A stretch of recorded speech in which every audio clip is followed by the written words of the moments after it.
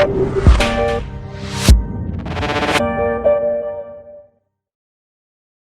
I thought it would be quite fun if we could, we're going to have a crank sensor on it. It'd be quite fun if we could have a cam sensor on it as well, and we could have fully sequential fuel injection.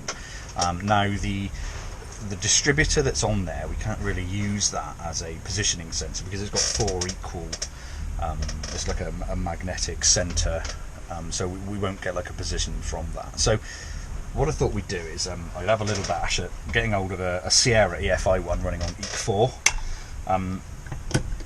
So I know these are windowed. There's a windowed sensor in there before, and I've used these types of distributor in the past and modified this wheel so that we can get a single window. So I'll just try and get that as close as I can. And you'll see that it's got 4 windows. We basically will modify that so that we've just got the one drop down.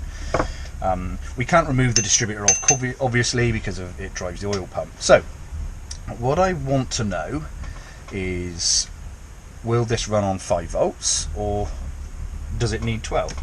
I know back in those sorts of days a lot of stuff just ran on 12 volts, so if we can get this to run on 5, it doesn't matter if it runs on 12, we'll just have to wire it slightly differently, but if we can get this to run on 5 volts, we'll test that now using the oscilloscope, and then we'll modify this wheel if it will, and then we'll throw that in there. We'll have 3 sequential. That'd be good times. Right, let's do that. Okay, so I've just connected the distributor. These are just JPT connectors. I've just heat shrunk, and they've just, I use these for all sorts of stuff. It's just like a 8-inch piece of cable with a 4mm connector on the end. So running at 5 volts at the moment. Connected it to the oscilloscope, and if I rotate it, hopefully you'll be able to see on the camera, get a good decent square wave. So that's really exciting. I'm really happy with that. So we can run this on the normal 5 volt output for the sensors on the MaxxECU. All we need to do is modify this window wheel here, and we can utilize that and hopefully get sequential running on that Pinto engine, which would be amazing. So yeah, really happy with that. Happy days. So what we want to do is, as I stated, is get this out so that we can modify this windowed rotating pressed thing. So roll pin in here just on this gear, that will then slide out, so we'll knock that out, move that off, this will then slide right out, and then we can modify this and reassemble it. Okay.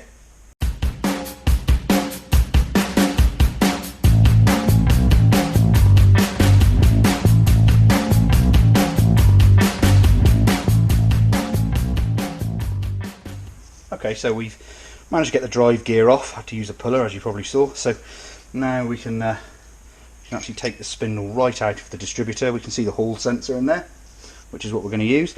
And then this is the windowed pressed piece of steel that we've got to modify. So there's 4 in there at the moment, because it would have been just spark, spark, spark, spark 4 times per revolution, of course. We want to use it as a home position. So we're going to lose 3 of these and just leave 1 there so that we get 1 pulse every 2 cycles of the crank.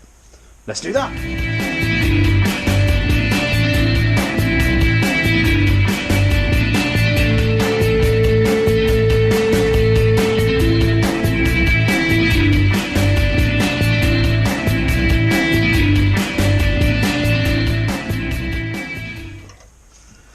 Right, happy days. So now got our one little lube. We've got a home signal. Yay me! Right, we'll clean all this up, reassemble the distributor, and then that's another sensor that we've got sorted.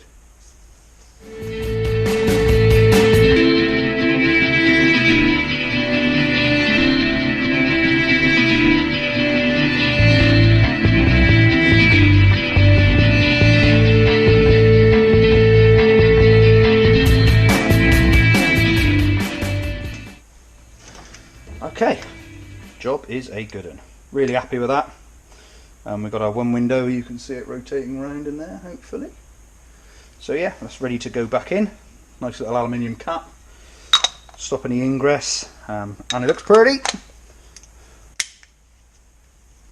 Job done. So yeah, we can poke that in the car and go sequential. Right, okay, let's look at the crank sensor now.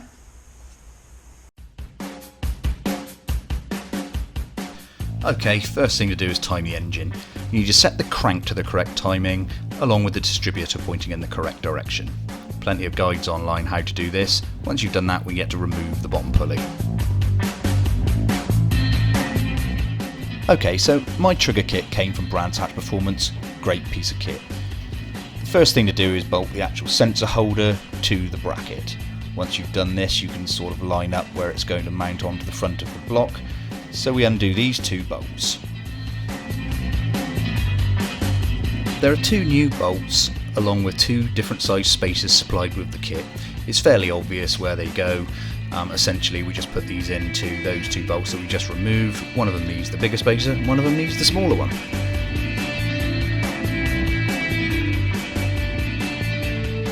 Okay, so we'll grab our trigger wheel out. It comes with a little step spacer.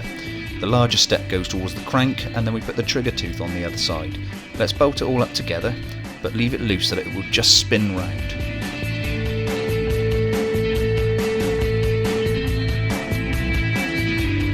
Okay, now's a good time to put our sensor in.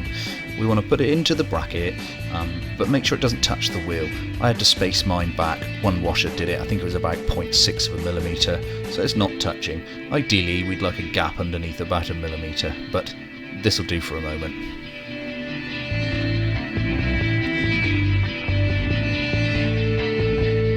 Now is a good time to double check the timing. I'm not too worried about a couple of degrees, as I will correct it to be 100% accurate in the ECU afterwards. The kit is supplied with a sharpened dowel. Insert this in through the timing disc and through our step shaft. We will then set the gap in the wheel central to our sensor and count back anti-clockwise 9 teeth. Then tap the dowel with a little hammer.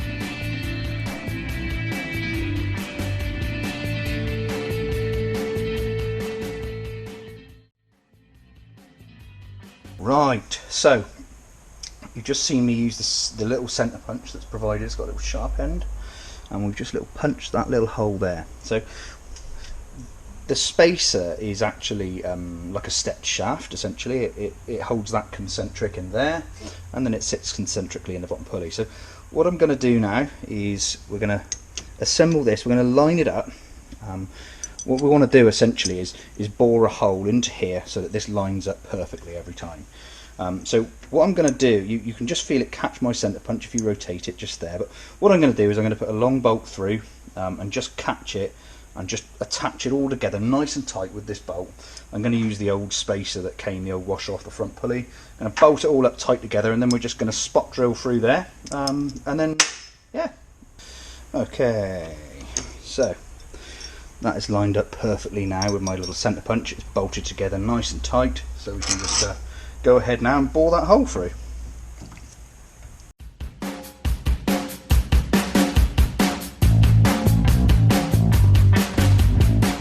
Okay, so it's all literally lined up perfectly now. That's nice and flush. The original washer bolts on. There's a slightly longer bolt. The original washer lock goes on and will lock it all together to stop that dowel from coming out. So that's the locating dowel done. This is correct and can go back on.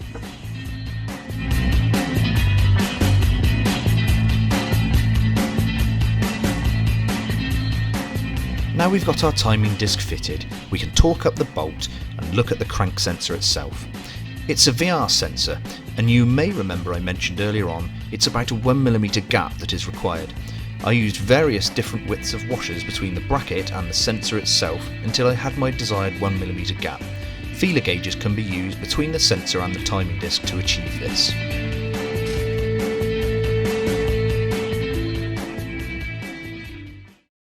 Okay, so Weber Escort had originally distributor, single coil.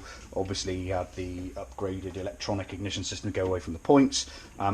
We're going to bin off all of that, of course. It's real common that people put coil packs on these anyway. Wasted spark system. We're going to run a wasted spark. We're going to run this. This is off a Volkswagen Polo. It has the ignition amplifier built into said coil pack already. What I'm going to do is make I don't like drilling holes in this sort of car. You know, it's a really good condition Mark 1. So what we're going to try and do now is make a little bracket that'll mount in the original bolt holes for the original coil. just to mount this on. So we'll have to make some stanchions, fold up a little bracket, and we'll be away. I'll fast forward this because it'll be incredibly boring, no doubt.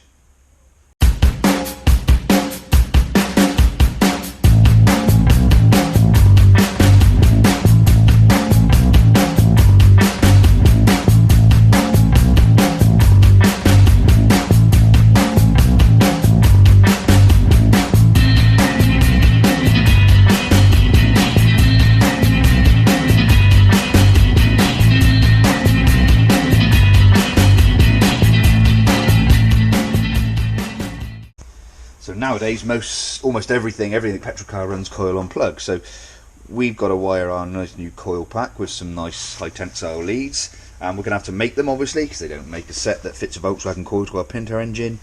So you can buy various kits.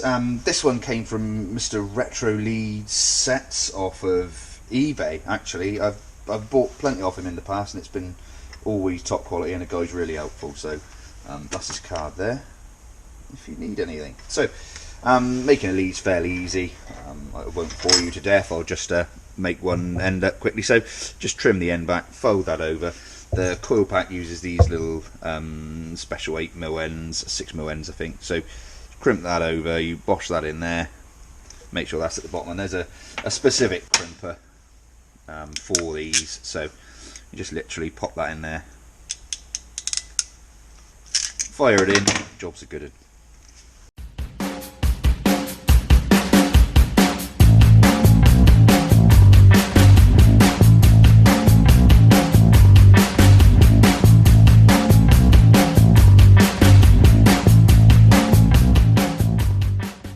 Righto, last two sensors before we can actually get carried away putting the loom and such like in.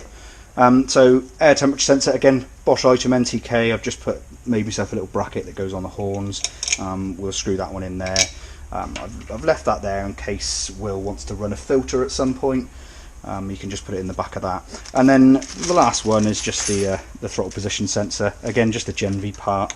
I'm going to leave this will be the bulkhead end, just to try and keep everything nice and tidy and sensible out the way so it doesn't look busy. Hopefully it will end up looking quite nice. So again, this is just quite straightforward stuff, to be quite honest with you.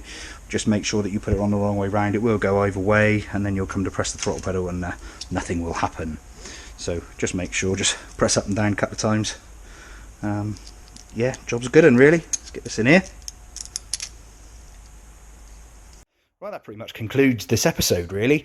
Throttle body's on. I put the distributor, or the new distributor, in that we're going to use for the hall sensor, pointed the connector that way, so that we're going to hopefully keep all the wiring under here nice and tucked up out the way. Not trying to tuck it, but just making it look out the way, and it shouldn't really have any wiring, so, you know, let's keep it out the way so that it's not obvious. Ignition coil is in and fitted. I've got the leads over there. I'm going to tie this up somewhere nice in a minute. The crank sensor is in, ready to go, all fitted. Will give me a quick tinkle earlier on. He's ordered a new manifold which we're going to throw on. It's a proper job, Simpson one, so we're going to put that on because that's crap, to be honest. So we're going to take that off and throw that away and put on a new manifold in the next episode as well. So okay, till next time, like and subscribe.